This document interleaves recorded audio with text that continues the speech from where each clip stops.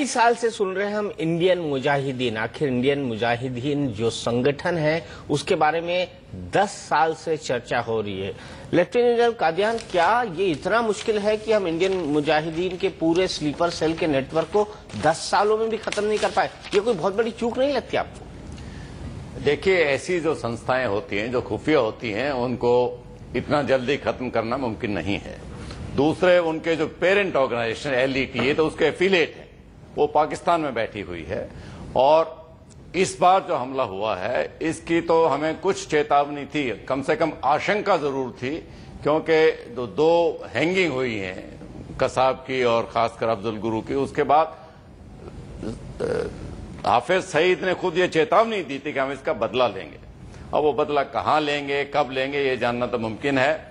IM का हाथ इसमें हो सकता है, क्योंकि अगर जो 2007 अगस्त का हम उदाहरण लेते हैं, इन्वेस्टिगेशन एजेंसी हमेशा देखते हैं क्या टैक्टिक्स वही थी, क्या इक्विपमेंट वैसा ही इस्तेमाल हुआ था।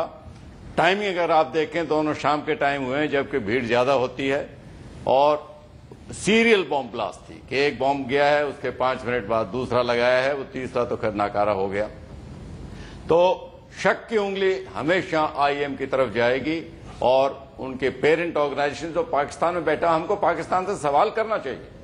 ये कोई पहली बार नहीं है कि जो आतंकी हमले वहां से पैदा हुए हैं या वहां से सपोर्ट हुए हैं। तो बेशक आप और इन्वेस्टिगेशन करते हैं, लेकिन पहले शक की उंगली हमेशा वहीं जाएगी, हमारा तजुर्बा है ये। और दूसरी दो बात मैं और कहूंगा, थोड़ा संक्षेप में। ऐसे हमले में इन्वॉल्व होता है, एक तो उसकी डिटेल प्लानिंग करते हैं, क्योंकि आतंकवादी हमला कोई एक आम क्रिमिनल एक्टिविटी नहीं है कि आप on the spur of the moment करें। दूसरा, कड़े से कड़ा आतंकवादी भी ये चाहेगा कि वो हमला करके जिंदा बच के, और यही दो बातें जो इन्वेस्टिगेशन एजेंसीज को मदद करती हैं, यही दो बातें हैं जो इंटेलिजेंस एजेंसीज को पहले से प्रीएम्प्ट करने में मदद देती हैं। जहां तक पुलिस का ताल्लुक है, हम सब पुलिस की आलोचना करते हैं, लेकिन हमें उनका जो दुर्भाग्य की बात यह है कि जो हमला कामयाब हो जाता है, जैसे कि कल हैदराबाद में हुआ है, तो वो मीडिया में आ जाता है। जो हमले पुलिस नाकामयाब कर देती है उनकी चर्चा ही नहीं होती। वो हमले नाकामयाब भी करने में काफी बार वो कामयाब हुए हैं।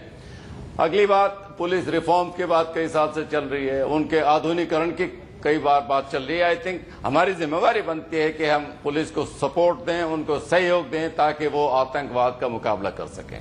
अगला, हमारी जो जुडिशरी है, अब अगर हम देखें, एक तो आतंकवादी एक ऑर्डिनरी क्रिमिनल नहीं है, तो उस पर वही आंकड़े, वही न्याय की जो तकड़ी है वो इस्तेमाल नहीं होनी चाहिए। मिसाल मैं देता हूं, 2011 में दिल्ली में एक बस में ब्लास्ट हुआ था जिसमें 4 मौतें हो गई थी।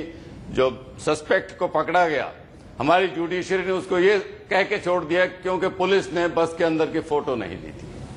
अब मैं समझता हूं तो आतंकवादी हमलों में ऐसे एविडेंस को हमें ध्यान से बरतना चाहिए, और मैं तो कहता हूं पुलिस की भी जो एविडेंस है उसको एविडेंस मानना चाहिए। बेशक हमको इंडियन एविडेंस एक्ट को भी अमेंड करना पड़े। चलिए, मानिए ये एक साधारण घटनाएं नहीं है। मानी लेफ्टिनेंट जनरल साहब, कादियान आपकी बातें कि अब हमको जरूरत है पुलिस रिफॉर्म्स की भी, जुडिशियल रिफॉर्म्स की भी, हमको कानूनों में बदलाव की जरूरत है, और आतंकवाद पर सख्त कानून नहीं है।